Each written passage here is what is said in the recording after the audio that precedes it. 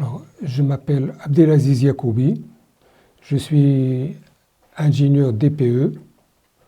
J'ai enseigné pendant 42 ans dans une école d'agriculture, en particulier les cours à caractéristiques économiques, donc comptabilité, gestion, statistique.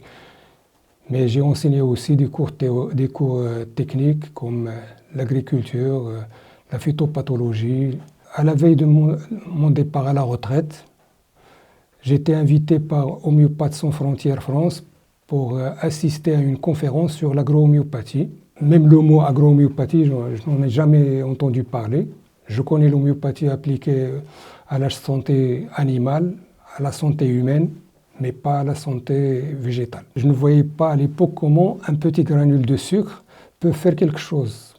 Moi qui est formaté à la chimie et qui croyais qu'il faut toujours une dose létale pour pouvoir éradiquer un ravageur ou bien pour essayer de limiter une maladie cryptogamique. Parce que même les maladies virales, en agriculture, on nous dit qu'il faut les arracher, brûler, il n'y a pas de remède chimique. Donc en 2013, j'étais à Paris pour voir la conférence. Malheureusement, en arrivant, j'ai appris le décès de la personne qui allait faire la conférence.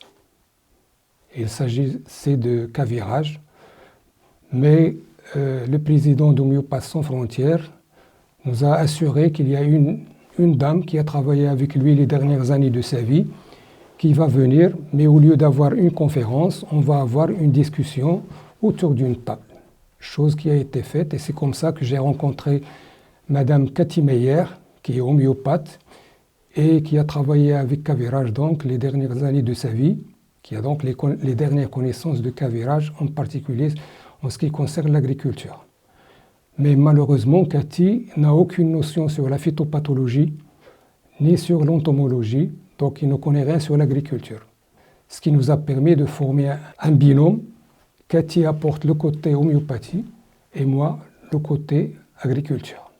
Et c'est comme ça après une semaine, on s'est retrouvés au Brésil pour participer à un congrès international sur l'agro-homéopathie. Et une semaine après le retour du Brésil, on a commencé à faire des essais dans une palmeraie au sud du Maroc, Skoura, à 40 km au sud-est de Ouarzazate. Il faut dire qu'on a eu de la chance quand même de réussir les premiers essais, parce que sans ça, je n'aurais jamais cru à l'efficacité de l'homéopathie. Mais comme en agriculture, on dit qu'il faut voir pour croire, donc on a essayé, et heureusement qu'en moins de 48 heures, on a eu des résultats qui nous ont surpris.